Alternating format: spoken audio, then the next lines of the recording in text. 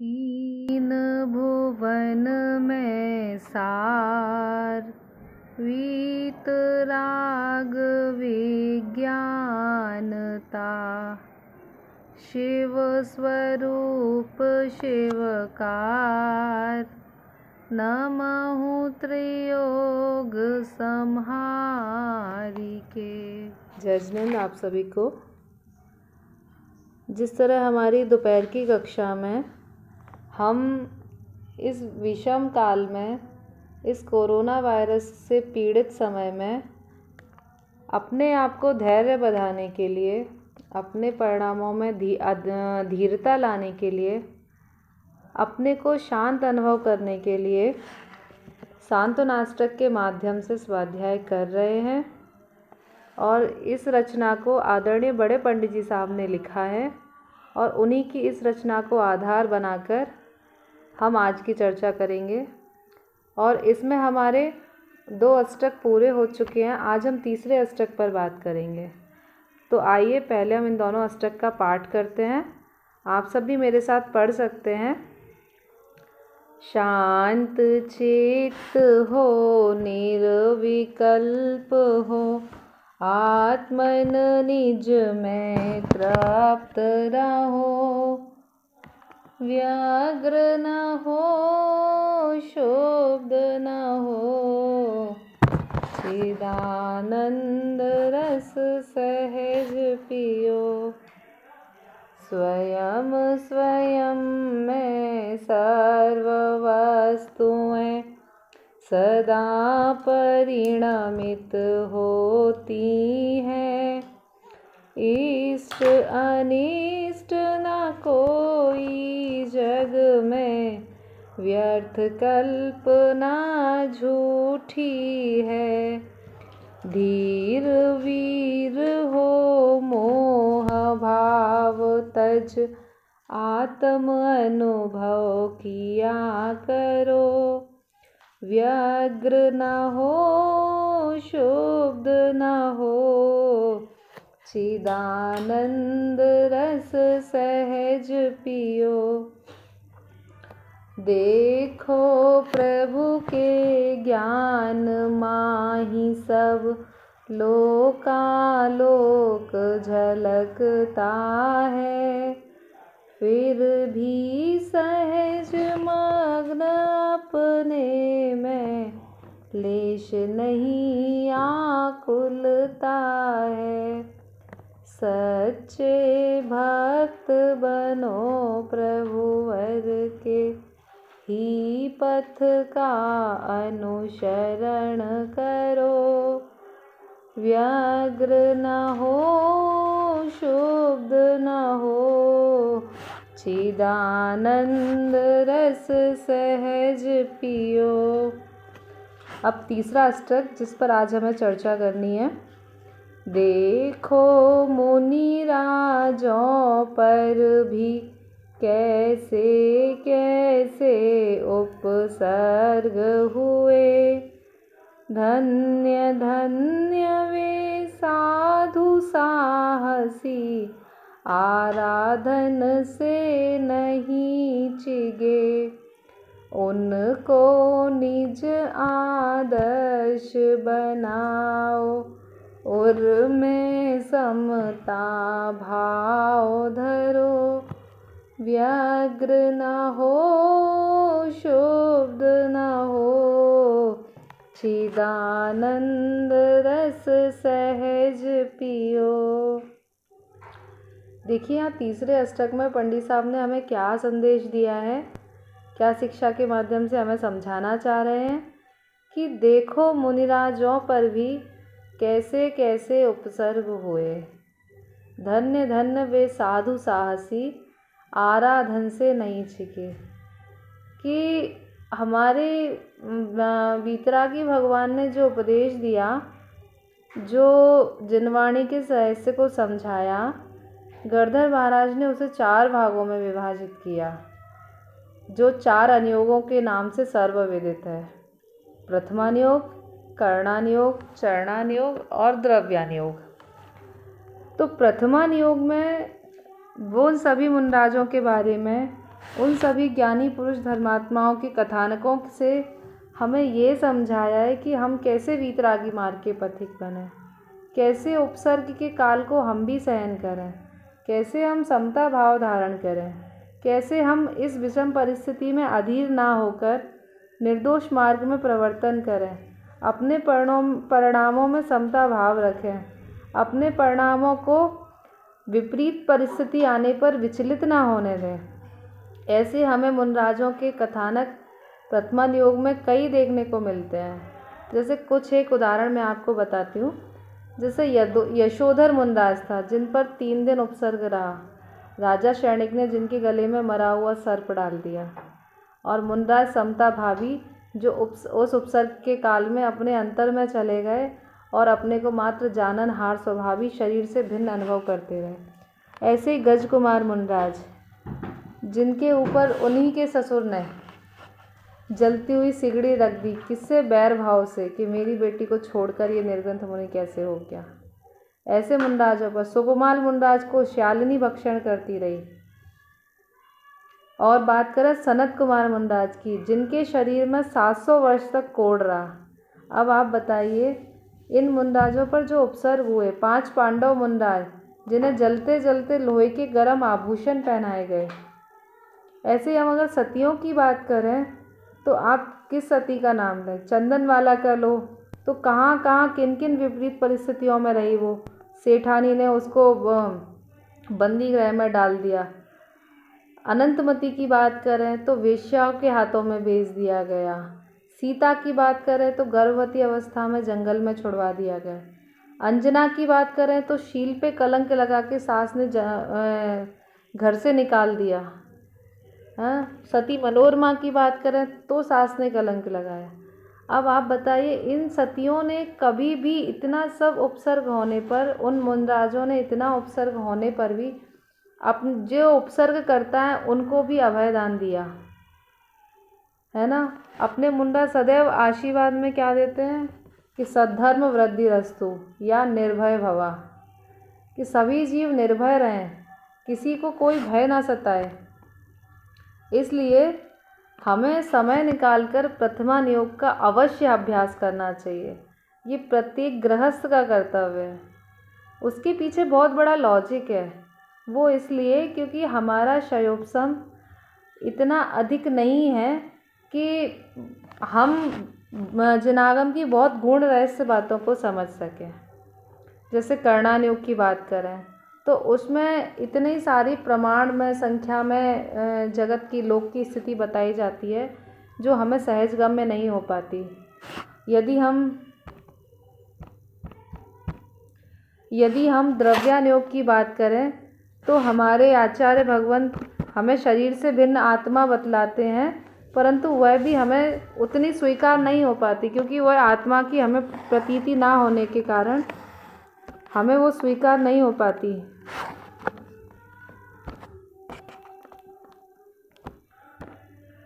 और चरणान योग की बात करें तो हम अपनी दैनिक क्रियाओं को करते समय भी उतना विवेक और उतना यत्नाचार नहीं रख पाते जितना रखना चाहिए। इसलिए प्रथमान योग ही ऐसा बचता है कि हम अपने प्रतिदिन के स्वाध्याय में या प्रतिदिन के कार्यों से समय निकालकर हमें प्रत्येक अपने महापुरुषों का जीवन चरित्र अवश्य पढ़ना चाहिए। जब हम उनका जीवन चरित्र पढ़ते हैं और अपने जीवन से तुलना करते हैं तो हमें ऐसा आभास होता है कि सच में जितनी परेशानियां, जितनी मुसीबतें, जितनी आपदाएं इनके जीवन में आई, इतनी आपदाएं आज हमारे जीवन में नहीं है। भले ही आज हम इस कोरोना वायरस नाम की महामारी से जूझ रहे हैं, परंतु ऐसा नहीं है कि इस महामारी से हम उतने परेशान हो जितने परेशान उस समय के जीव थे। आपने पढ़ा होगा आचार्य भद्रबाहु, जिनके बारे में ऐसा आता है कि उस समय वो जिस नगर में विहार कर रहे थे अपने उत्तर भारत में, वहाँ 12 साल के लिए दुर्भिक्ष पड़ा। और चूँकि आचार्य भद्रबाहु निमित्त ज्ञानी थे तो उन्होंने जान लिया कि इस नगर में 12 वर्ष रहना संभव नहीं है, तो उन्होंने दक्षिण की तरफ विहार किया। तो अगर आपने कभी सोचा है कि आज वो 12 साल का दुर्भिक्ष जो उस समय पड़ा वो आज हो रहा है क्या? आज इतनी परेशानियां सच में हमें लौकिक जीवन में नहीं है जितनी हमारे आदर्शों में जो महासतियाँ, जो महामुनिराज हुए, जो सम्यक दृष्टि गृहस्थ श्रावक हुए, इनके जीवन में थी। गोपाल दास बरैया जी की बात करें, नहीं, गणेश प्रसाद वर्णी जी की बात करें तो गणेश प्रसाद जी वर्णी की पत्नी, हाँ, अच्छा, हाँ, क्षमा चाहती हूँ, गोपाल दास बरैया जी, मैं नाम में थोड़ा सा कंफ्यूज हो रही हूँ। गोपाल दास बरैया जी की पत्नी, उनके स्वभाव से एकदम विपरीत। जहाँ पंडित जी शांत चित्त, स्वाध्यायी, समता भावी थे, वहीं उनकी पत्नी उतनी ज़्यादा कषाई और विद्वेष रखने वाली थी।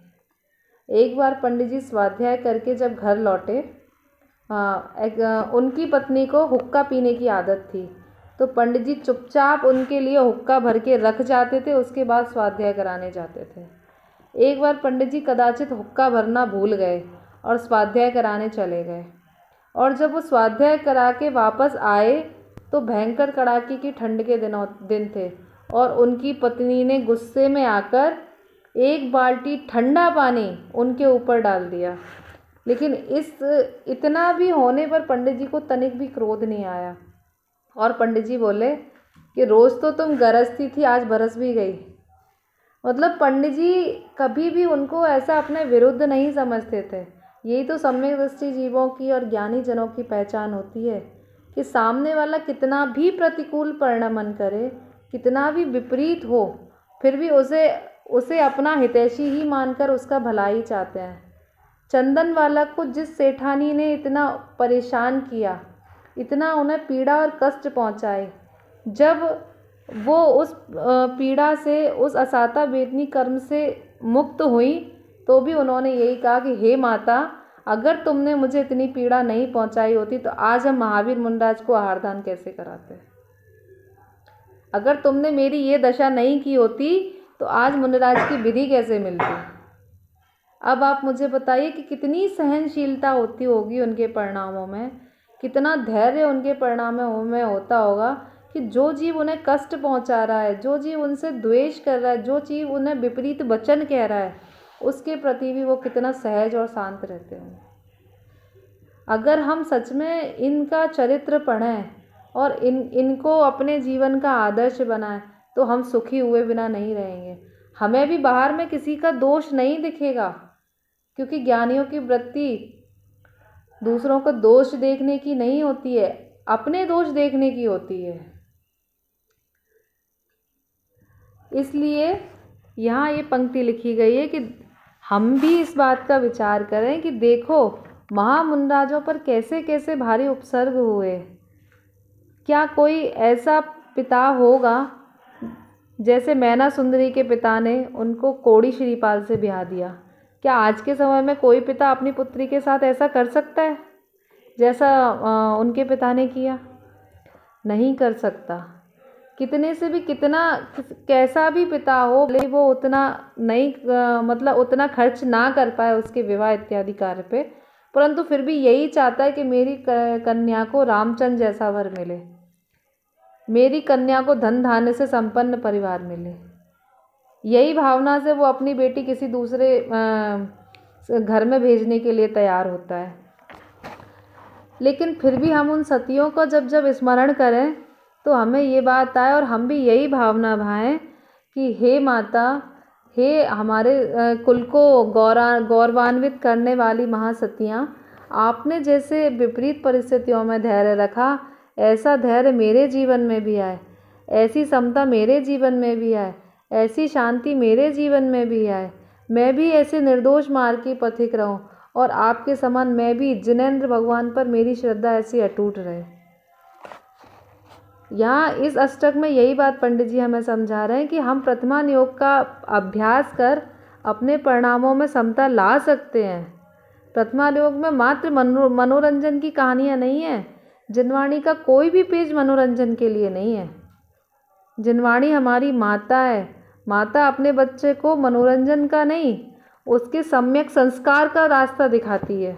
तो जिनवाणी माता भी हमें वही मार्ग बताना चाहती है कि हम प्रथमान योग का अभ्यास कर, उन मुनिराजों का चरित्र पढ़, उन मुनिराजों से प्रेरणा लें, शिक्षा लें एक एक चरित्र को पढ़कर कि प्रभु जैसे आपने इस कष्ट को जीता, इस उपसर्ग को जीता, यदि मेरे जीवन में भी ऐसी कोई विषम परिस्थिति आई तो मैं भी ऐसे ही शांत चित्त रहूँगा।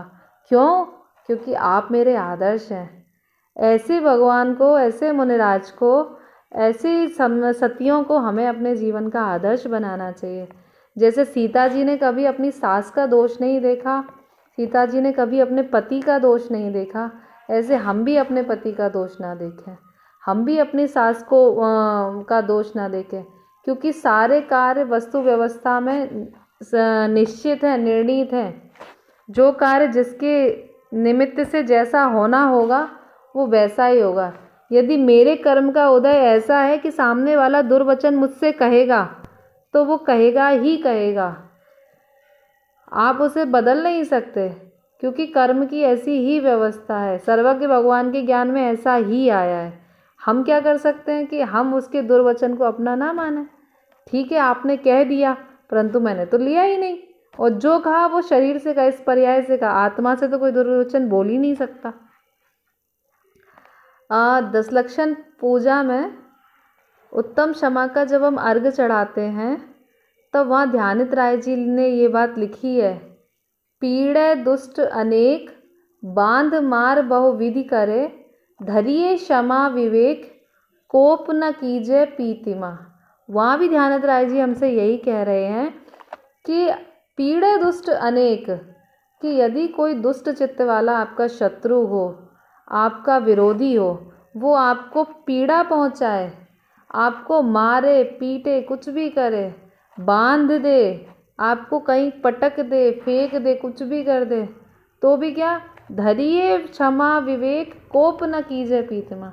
आप उस समय क्षमा को धारण करें, उसका दोष ना देखें, अपने कर्म का उदय जाने, और कोप न कीजिए पीतिमा, और क्रोधी ना हो, क्योंकि क्रोध क्या है, क्षमा का विरोधी। जहाँ क्षमा होती है वहाँ क्रोध नहीं होता, और जहाँ क्रोध होता है वहाँ क्षमा नहीं होती। तो क्षमा, विनय, सरलता, निर्लोभता, ये हमारे गुण हैं। ये गुण हमारे जीवन में आए ताकि हमारे परिवारीजन भी जब हमारा जीवन देखें तो ये कहें, अरे कितनी बड़ी बात हो गई, उनको क्रोध ही नहीं आया, और ये कितने शांत स्वभावी हो गए। यदि हम जिनवाणी पढ़ते हैं, यदि हम सच्चे देवशास गुरु के भक्त हैं, तो हमारे जीवन में ये गुण आने चाहिए। हमें अपना जीवन स्वयं प्रैक्टिकल करके देखिए। ये जैन शासन है ना, ये एक प्रैक्टिकल प्रयोगशाला है। जिनवाणी में हम पढ़ते हैं वो हो गया थ्योरेटिकल पार्ट, और उसको अपने जीवन से जोड़ते हैं और उसे अपने जीवन में अपनाते हैं, वो हो गया प्रैक्टिकल पार्ट। जो हमने शास्त्र में पढ़ा उसे अपने जीवन में अमल हमें करना चाहिए कि यदि कोई क्रोध करे तो उस समय हमारे परिणामों में क्षमा है या नहीं, ये हम स्वयं चेक कर सकते हैं। ये हम स्वयं जांच सकते हैं कि यदि किसी ने हमारी प्रशंसा की तो हमें मान तो नहीं आया, यदि किसी ने हमसे कुछ कह दिया तो हमारे मन में रोष तो नहीं आया। ये हम स्वयं चेक कर सकते हैं, और जो ऐसा करते हैं वे ही भव्य जीव होते हैं, वे ही आगे चलकर समाधि मरण के पात्र बनते हैं। इसलिए ये काम हम कर सकते हैं यदि हम अपने उपयोग को स्थिर रख के घर में होने वाले प्रतिदिन की क्रियाकलापों में, किसी ने कुछ कह दिया, किसी ने मेरी बात नहीं सुनी, किसी ने समय पे खाना नहीं बनाया, किसी ने कुछ देर कर दी, तो भी हम शांत रहकर अपने परिणामों का विचार करें कि कोई बात नहीं, अभी समय नहीं था इसलिए नहीं हुआ, किस पे रोष करूं, ये सामने वाला तो बेचारा निमित्त मात्र है, करने वाला थोड़ी ही है। ऐसे शांति का हम अभ्यास कर सकते हैं प्रतिदिन के कार्यों में, और जब तक हम इस शांति का अभ्यास नहीं करेंगे तब तक हम मोक्ष मार्ग में आगे नहीं बढ़ पाएंगे। हम चाहे कितनी भी पूजा पाठ कर लें, चाहे कितनी भक्ति कर लें, चाहे कितना शास्त्रों को पढ़ लें, लेकिन ये सब क्या होगा, ये सब मात्र हमारा दैनिक कार्यों का होगा। जैसे हम बाकी दैनिक कार्य करते बिल्कुल वैसे ही करना होगा, लेकिन इससे सच्चा मोक्ष मार्ग नहीं प्रशस्त हो सकता। और इसीलिए हमें चाहिए कि यदि हम चाहते हैं कि हम सम्यक्त मोक्ष मार्ग की ओर बढ़ें, हमारा जीवन सम्यक्त से सुशोभित हो, तो हमें इन मुनिराजों को, इन सतियों को आदर्श बनाना चाहिए। अपने बच्चों से भी कहना चाहिए, जो बच्चे आजकल ये कहते हैं ना, मैं तो शाहरुख खान जैसा बनूंगा, मैं तो ये बनूंगा, मैं वो बनूंगा, इनको आदर्श बनाते हैं, तो उनसे भी यही कहना चाहिए कि भैया पहले तुम्हें जो बनना है, जो बाद में बन लेना, पहले एक नेक इंसान तो बन लो, पहले एक सच्चे देवशास्त्र गुरु के भक्त तो बन लो। बाहर के लौकिक पद तो तुम्हें कलेक्टर, सीए, आईएएस, आरएएस जो भी जाना हो, जिस फील्ड में जाना हो चले जाना, लेकिन वहाँ उस पद पर रहकर न्याय अन्याय पूर्ण कार्य तुम तभी कर पाओगे जब तुम्हारे हृदय में देवशास्त्र गुरु की भक्ति होगी। उस पद के साथ न्याय आप व्यवहार में तभी कर पाएंगे जब आप देवशास्त्र गुरु के निकट होंगे, निकटवर्ती होंगे, आप में वो संस्कार गहरे से होंगे कि नहीं, मैं अन्याय नहीं कर सकता क्योंकि हमारे जिनागम में ऐसा कहीं नहीं है। मैं किसी का 5 पैसा नहीं रख सकता क्योंकि हमें ये नहीं सिखाया गया। आपको अपने अंदर से आवाज़ तभी आएगी। इसलिए भाई कहने की बात तो बहुत है, पर इतना ही है कि इन मुनिराजों को आदर्श बनाओ, इनके जीवन से प्रेरणा लो। गृहस्थ है पर भ्रष्ट नहीं है, गृहस्थ कभी भ्रष्ट नहीं होता, गृहस्थ मुनिराजों का लघुनंदन होता है। गृहस्थ में रहकर भी सम्यक्त भी हुआ जा सकता है, गृहस्थ में रहकर भी अणुव्रतों का निर्दोष पालन किया जा सकता है। आज इस पंचम काल में भी ऐसी व्यवस्था है, परंतु हम प्रमादवश नहीं करना चाहते। हम श्रावक कहलाना चाहते हैं पर श्रावक के योग्य क्रियाएं नहीं करना चाहते। ये हमारा महादोष है कि हम जिस पद में हैं उस पद के योग्य कार्य नहीं कर रहे हैं। हम कहते जरूर हैं कि हम जैन हैं, पर जैन कौन है उसकी परिभाषा भी हमें सही तरीके से समझ नहीं आती। बात थोड़ी कड़वी है पर सच्ची है कि जिनेंद्र भगवान के मत में इससे जरा सी भी शंका नहीं हो। जो जिनेंद्र भगवान के बताए मार्ग पर चलता हो, उनकी कहे हुए तत्वों का विचार करता हो, उनकी कही हुई बातों को अपने जीवन में अपनाता हो, वो जैन है। अब हम अपने परिणामों से लगा कर देखें, अपने हृदय पर हाथ रख कर देखें कि क्या हम सच में जैन हैं, क्या हम देवशास्त्र गुरु के प्रति अडिग हमारी आस्था है। स्वयं विचार कर सकते हैं और स्वयं अपने परिणामों की काट छांट कर सकते हैं। जैसे मोक्षमा प्रकाशक जी में पंडित जी ने एक उदाहरण दिया, जैसे कोई गुमास्ता होता है तो वो प्रतिदिन अपना सुबह का दिन भर का जो व्यापार होता है शाम को हिसाब मिलाता है कि इतना नफ़ा हुआ, इतना नुकसान हुआ, इतना लिया और इतना दिया।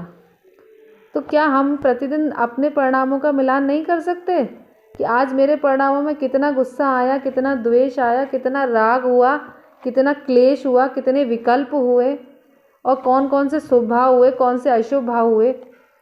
हमें भी अपने परिणामों का मिलान करना चाहिए। जो प्रतिदिन अपने परिणामों का मिलान करता है, जो अपने प्रतिदिन के कार्यों पर नज़र रखता है, ध्यान रखता है और ये विचार करता है प्रभु मुझसे कोई दोष ना हो जाए, मुझसे कोई आज दैनिक कार्यों में कोई पाप ना हो जाए, वह जीव मोक्ष मार्ग में आगे बढ़ता है। ऐसे जीवों का जिन शासन में प्रवेश कहा है। तो यहाँ तीसरे अष्टक में यही चर्चा की गई है कि देखो मुनिराजों पर कि भाई ऐसे मुनिराजों को हम आदर्श बनाएं कि अहो मुनिराज, जैसी आपकी समता, आपकी मुद्रा, आपकी स्थिरता, आपकी स्थिरता है, ऐसी स्थिरता मेरे परिणामों में आ जाए। प्रभु जैसे उपसर्ग आपने सहे ऐसे उपसर्ग आज के समय में नहीं है। आज ये कोरोना वायरस इतना भयंकर उपसर्ग नहीं है जितना उपसर्ग आपके शरीर में 700 वर्ष कोड़ रहा, फिर भी प्रभु आपने अपने को पर्याय से भिन्न देखा, आपने शरीर से भिन्न देख लिया। ये कोरोना वायरस 700 वर्ष थोड़ी रहने वाला है, फिर हम इतने व्याकुल क्यों हो रहे हैं। अपने आप से हम ये बात कहें, धन्य धन्य वे साधु साहसी आराधन से नहीं चाहिए। और ऐसे उपसर्ग के काल में भी हमारे मुनिराजों ने अपनी समता नहीं छोड़ी, अपनी शांति नहीं छोड़ी, अपनी धैर्यता नहीं छोड़ी और अपने आत्मा के आराधन में निमग्न होकर केवल ज्ञान को प्राप्त कर गए। ऐसे मुनिराज आप मेरे आदर्श बनो, क्योंकि आप जब आदर्श बनेंगे तो मेरा जीवन भी समता से सुशोभित होगा, मेरा जीवन भी क्षमा से सुशोभित होगा। मेरा जीवन भी शांति से सुशोभित होगा, मेरे जीवन में भी आपके समान सरलता आएगी। क्योंकि हम जिसको आदर्श बनाते हैं ना, फिर उसकी कॉपी करने का प्रयास करते हैं, उसी की तरह बोलना, उसी की तरह चलना, उसी की तरह खाना, उसी की तरह सोना, उसी की तरह और भी एक्टिविटीज़ करना। तो जब हम मुनराजों को आदर्श बनाएंगे तो उन्हीं की तरह हम भी समता का अभ्यास करेंगे, उन्हीं की तरह हम भी सामायिक का अभ्यास करेंगे, उन्हीं की तरह हम भी किसी का दोष नहीं देखेंगे, उन्हीं की तरह हम भी प्रत्येक जीव को सिद्ध भगवान स्वरूप देखेंगे, उन्हीं की तरह हमारे भी परिणामों में शांति होगी। ऐसा इस अष्टक में कहा गया है कि देखो मुनिराजों पर भी कैसे कैसे उपसर्ग हुए, धन्य धन्य वे साधु साहसी, आराधन से नहीं छिके, उनको निज आदर्श बनाओ, उर्मे समता भाव धरो, व्यग्र न हो शुब्ध न हो, चिदानंद रस सहज पियो। इतनी सुंदर सुंदर चर्चा है, इतनी सुंदर सुंदर पंक्तियाँ हैं कि यदि एक पंक्ति को भी हम एक एक शब्द को गंभीरता से अपने हृदय में उतार लें तो सचमुच यह जीवन इतना निर्दोष हो जाएगा, इतना प्रसन्न चित्त हो जाएगा कि सचमुच हमें भी यहाँ रहते हुए भी ऐसा अनुभव होगा कि कोरोना वायरस के काल में भी मैं तो निर्दोष परमात्मा हूँ, मैं तो सहज ज्ञाता दृष्टा हूँ, मैं तो अपने स्वरूप में रहने वाला हूँ। अरे जिसने जो किया कर्म के उदय से कर किया, अहो अच्छा ही हुआ जो इसने कर दिया, क्योंकि मैं तो अब बैठे बैठे अपने कर्मों की निर्जरा करने के लिए स्वतंत्र हूँ। मुझ में क्या हो गया? हमारी सतियों ने, मुनराजों ने क्यों किसी का दोष नहीं देखा? क्योंकि उनके सर पे जो कर्म थे ना, उन कर्मों की उन्हें निर्जरा करनी थी। जब कोई हमारा कुछ करता है और हम उसे जवाब नहीं देते, हम उसे उसके प्रति क्षमा धारण करते हैं, तो इसमें हमारे अनंत गुना कर्मों की निर्जरा हो जाती है। तो यदि कोई हमारा कभी बुरा करे, हमें परेशान करे, हमारा कुछ भी गलत भला बुरा करे, उस समय यदि हम उस करने वाले के प्रति क्षमा रखेंगे तो हमारे भी अनंत गुना कर्मों की निर्जरा होगी। अब बताइए, संसार में बढ़ाना है कि संसार घटाना है? यदि संसार घटाना है तो यही मार्ग है, और यदि बढ़ाना है तो जो जैसा कर रहा है उसके प्रति खूब जो चल रहा है वो तो फिर करते रहो। इसीलिए तो टोडरमल जी कहते हैं कि तू जो प्रयत्न करता है वो सब झूठे हैं। आज तक हमने कभी सच्चा उपाय किया ही नहीं, सम्यक उपाय किया ही नहीं, इसीलिए तो हमारा संसार इतना बड़ा। एक बात और, आज मैं आपको एक बात कहना चाह रही हूँ, कल विचार में आई कि आत्मा में अनंत शक्ति है, पर हमें इस बात का विश्वास नहीं आया। और ये एक इंद्रिय कोरोना वायरस ने अपनी शक्ति सामूहिक रूप से ऐसी प्रकट कर दी कि आज पूरा विश्व हिल रहा है उसकी वजह से। तो आपने कभी सोचा है, जब एक इंद्रिय जीव की सामर्थ्य इतनी हो गई कि उसने पूरा विश्व हिला के रख रखा है, कितने देशों को अपने प्रभाव से प्रभावित कर रखा है, तो आत्मा का बल कितना इससे अनंत गुना होगा। ये बात विचारणीय है। थोड़ा सा अपन चिंतन में लाकर देखें कि एक इंद्रिय जीव जब इतना पावरफुल है, इतना शक्तिशाली है, तो मेरा आत्मा कितना प्रभावशाली होगा।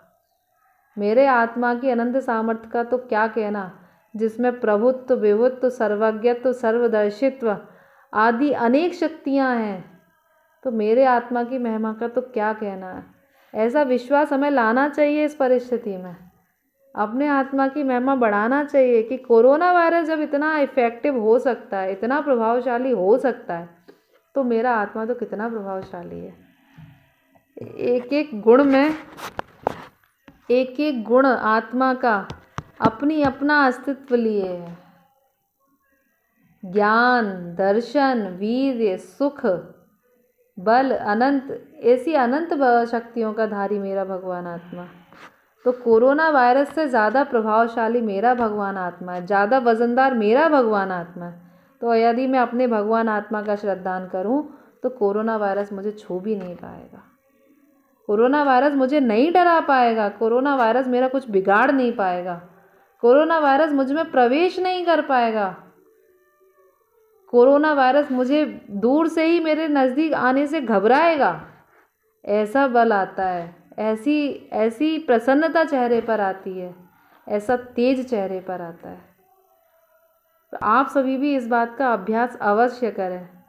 अभी समय हो रहा है तो मैं आगे का अष्टक नहीं ले पाऊँगी, लेकिन मैं आपसे यही बार बार कह रही हूँ इस कक्षा में कि आप इस समता का अभ्यास करें, उन चरित्रों को अवश्य पढ़ें समय निकाल कर, और प्रयास करें कि ये कोरोना वायरस से ज़्यादा इफ़ेक्टिव अपना भगवान आत्मा जो है उसकी आराधना का अभ्यास हो, उसमें डूबने का, चिंतन करने का, उसकी महिमा बढ़ाने का अभ्यास हो। तो आप इस विषम काल में भी, इस दुषम काल में भी अपने आप को इससे निरपेक्ष देख अपने भगवान आत्मा की आराधना कर पाएंगे और उन मुनिराजों के सच्चे भक्त बन पाएंगे। आज 3 अष्टक होते हैं, बाकी चर्चा अपन कल करेंगे, अभी समय हो गया है। निज निधि